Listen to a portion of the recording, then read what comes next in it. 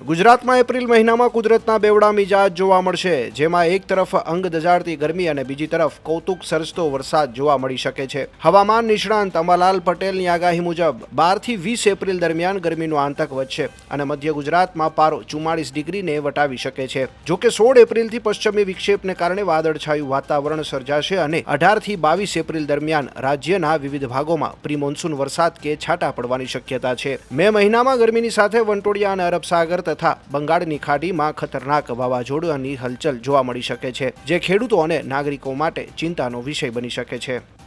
હવે ધીરે ધીરે ગરમી વધશે। તારીખ 12 થી 20માં ગરમી વધવાની વધારે શક્યતા છે। દેશ સહિત લગભગ વિદર્ભના ભાગો અને આંધ્રપ્રદેશના ભાગો, છત્તીસગઢના ભાગો અને દેશના ઘણા ભાગોમાં મહત્તમ ઉષ્ણતામાન 46 ડિગ્રીથી 46 47 ડિગ્રી સેલ્સિયસ જેવું થઈ જવાની શક્યતા છે। આ ઉપરાંત અમદાવાદ, ગાંધીનગરમાં પણ સખ્ત ગરમી પડવાની શક્યતા રહે। આ ઉપરાંત જૂનાગઢના ભાગો પણ મહત્તમ ઉષ્ણતામાન 41 ડિગ્રી સેલ્સિયસ થવાની શક્યતા રહે। કચ્છના ભાગોમાં પણ 4 ડિગ્રી સેલ્સિયસ ઉપર થવાની શક્યતા રહે। રાજકોટના ભાગમાં પણ મહત્તમ ઉષ્ણતામાન 41 ડિગ્રી અને સુરેન્દ્રનગર અને કેટલા ભાગમાં 42 ડિગ્રી તો ક્યાંક વધી પણ શકે। પશ્ચિમ સૌરાષ્ટ્રના ભાગમાં મહત્તમ ઉષ્ણતામાન 38 ડિગ્રી સેલ્સિયસ થવાની શક્યતા રહે। ભરૂચ, નવસારીના ભાગમાં પણ ગરમી રહે। સુરતના ભાગમાં પણ ગરમી પડવાની શક્યતા રહેશે। એટલે ગરમીના દૂર આ જબરદસ્ત થશે। એટલે જનધને લગભગ ડિહાઇડ્રેશન ન થાય તેની કાળજી રાખવાની શક્યતા રહેશે।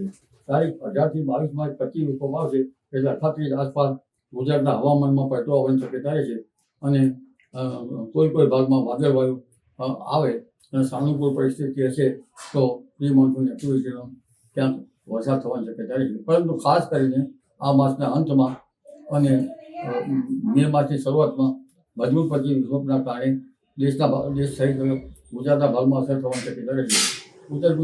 દેશના ઉત્તર ભારતના કેટલાક ભાગમાં સખ્ત પવનના તોફાનો અને કરા પડવાની શક્યતા રહે। ગુજરાતના ભાગમાં પણ હવામાનમાં પલટો આવે અને પ્રી મોન્સૂન એક્ટિવિટી સાથે કેટલાક ભાગમાં કરા પડવાની શક્યતા રહે। 17 મે બાદ જૂનની શરૂઆત સુધીમાં અરબ સાગર સક્રિય થાય અને ચક્રવાતની શક્યતા રહે। 17 મેથી જૂનની શરૂઆતમાં બંગાળ ઉપસાગરમાં ભારે ચક્રવાતો થવાની શક્યતા રહી શકે। 24 મેથી 4 જૂન વચ્ચે વરસાદ થશે।